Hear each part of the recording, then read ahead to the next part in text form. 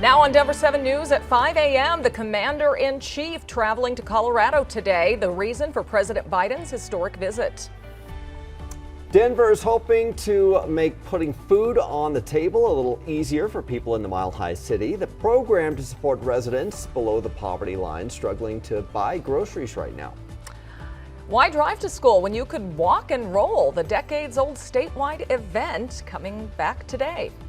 And the puck drops tonight on the Avs' new season for the newly crowned Stanley Cup champions. The build-up to Ball Arena tonight, all the celebrations as they face the Chicago Blackhawks. Raise the banner on the rafters, and the Stanley Cup will be in the house. It was in our house yesterday. We had it right here. Yes, so cool. Very cool. So that will be great to see if they can defend their title. Good Wednesday morning to you. I'm Brian Sanders. I'm Nicole Brady. Lisa Hidalgo here. We weren't allowed to touch the cup, of course, Lisa. Or breathe on it, or look at it too long. Yeah. We got dangerously close, though, didn't we? Yeah, we definitely pushed the limits. It was fun. You know, tickets tonight are almost as expensive as they were for the Stanley Cup playoffs. It's crazy. It'll be fun out there. I'll have that forecast for you coming up. Right now, clear skies, beautiful start to our Wednesday morning. We aren't looking at any red flag warnings, the high fire danger today. It's going to be a little cooler and not as windy for parts of northeastern Colorado. Speaking of cooler, upper 30s right now. A bit of a chill to the air on this early Wednesday morning. Yesterday, we had some really nice conditions, but it was windy.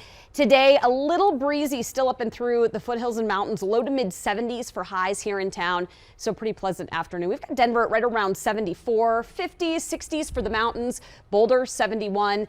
Lots of sunshine today, Jason. In fact, a lot of sunshine across the Super 7 day. We'll take a closer look at that coming up. That means we have to be prepared for those eastbound sun glare routes that are really going to be tough at some of the angles for us. Right now up in the high country, this is over at I-70. This is between Aspen, or between Vale and Eagle and getting over to Avon.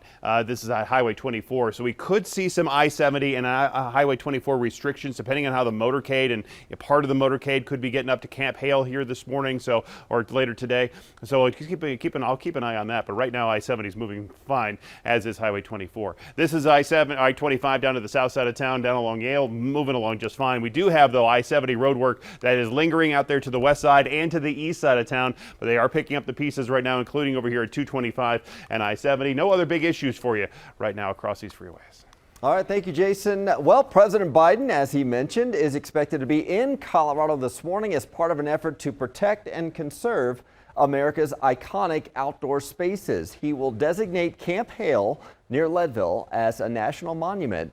It was a U.S. Army mountain training site during World War II. It was high altitude training. It's over 9,000 feet. It had lots of access to 14,000 foot surrounding mountains nearby, right outside their back door. It also, at the time, had a train station that went right to it, so that the recruits from around the United States would change trains at Union Station in Denver, and then they would take the train right up into Camp Hale. Yeah, love learning about the history there. The Colorado Snow Sports Museum in Vail has an exhibit on Camp Hale and the 10th Mountain Division that trained there. The museum also talks about how some of those soldiers came back to Colorado and created our ski industry. Now, to give you a bigger picture here, Camp Hale will become Colorado's 9th national monument. So have you been to the others? They are Browns Canyon, best known for rafting, Colorado National Monument near Grand Junction.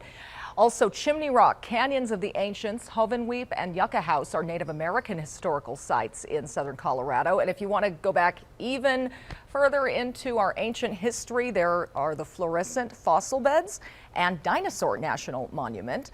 Now, national monuments are created by presidents, whereas national parks are created by an act of Congress. Something you may not have realized, Colorado has 2 national monuments that have been delisted. Mountain of the Holy Cross was declared a national monument back in 1933. People would climb it and make pilgrimages there to view the mountain from the cross there, but just 17 years later, it was abolished because it was too difficult to reach. And Wheeler Geologic Area near Creede is an interesting formation made from layers of volcanic ash.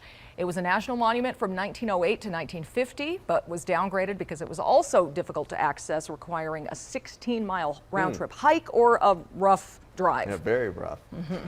We now know more about who was behind the cyber attack on major U.S. airports this week, including DIA's website. A Russian hacking group known as Killnet is claiming responsibility for it. It's unclear if they have ties to the Russian government, though. They recently began targeting organizations in NATO countries. They were able to take down some airports' websites using what's known as a DDoS attack. Cybersecurity experts say it's alarming that it worked because it's one of the oldest methods around, becoming popular back in the 90s. Soaring grocery prices are hitting all of us hard, but especially our most vulnerable neighbors. Yeah, the city of Denver is launching a gift card program to help families buy food right now. Denver 7's Jessica Crawford joins us live with why they're hoping this method will work. Yeah, so there are a few reasons why they're hoping that. Number one, people will be able to get the food that they want rather than the food that's given to them, and they'll be able to do it on their own time. Plus, they can go and shop at their own local neighborhood grocery store like this King Soopers right here. So there's also that element of dignity there. This was all funded by COVID relief funds, and the city of Denver thinks that it could help thousands of families, but you have to qualify by income first. So here are some of those income restrictions. For people that are making no more than $27,000 per year, if they're single, then they could qualify. For families of 4, that number is about $55,000 per year. And the cards are on a first come, first served basis. And here's how you get one. Denver residents can apply right now on the city's website or by calling the number 720-944-3080. You can also email DHS Inflation Relief at denvergov.org. Now, if you're eligible, then Denver Human Services staff is going to reach out to you next week so that you can pick up your gift card by walk up at one of their locations. If you don't get a gift card, then help is still available to you at a DHS mobile food pantry or at a number of upcoming events. So there are going to be 3 upcoming events, and the city is going to be giving out 8,000 boxes of food throughout these events that are taking place across October. There is one event this Saturday and others that are taking place throughout the month. Now, if you are still in need of food assistance, and there are ways that you can get it, you can contact DHS, and that number is 1-800-536-5298. In Denver, I'm Jessica Crawford, Denver 7. Yeah, very helpful. Thank you, Jessica, because we know the demand is high and there's more available help out there. Applications are open for Denver's Basic Income Project. That program will award varying amounts of cash to 820 homeless individuals or families in Denver. The vision is to shorten the timeline to get into stable housing or create a stronger foundation for people to find steady employment.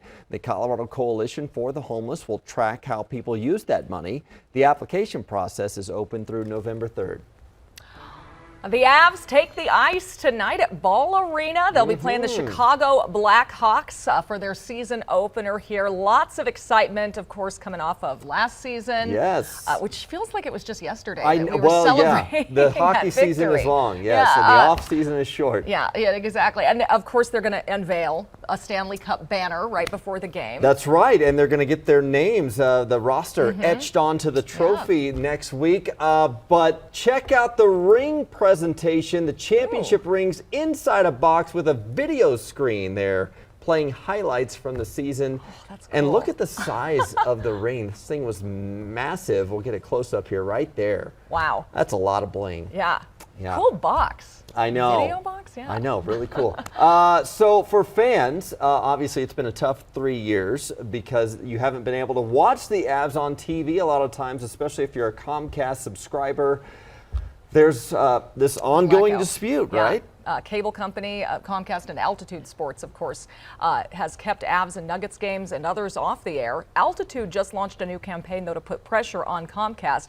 A digital billboard on the side of a truck will count down the days since Comcast hasn't responded to the latest offer from Altitude.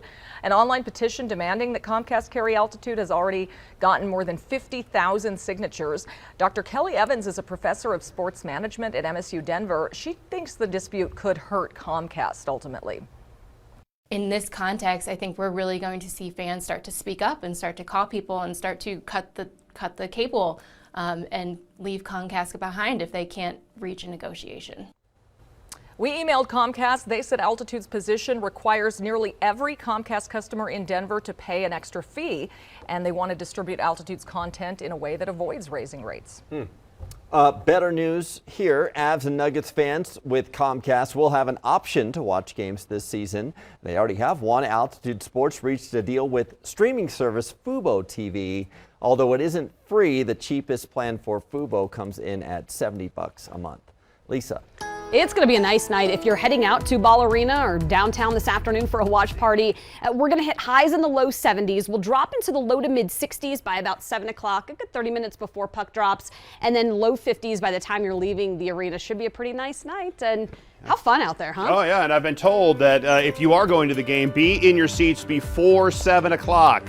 There are a lot of things happening, and they want you in your seats to make sure that you don't miss any of it. Right now, this is the north side of town, southbound I-25, coming off of I-76 into downtown. Looks just fine. Express lane's wide open, and no problems here on that north side. So a good drive for us up to the north side. Lingering construction elsewhere. We'll talk about that coming up. Well, you put it on your salad, dip your wings in it, and maybe even put it on your pizza. I would drink it, actually. Yeah. But how about your walls, the new territory for ranch dressing? One redfish ripper or salmon swiper, whatever you want to call them, rises to the top in the battle of the heftiest heavyweight bears. We have the winner of Fat Bear Week coming up.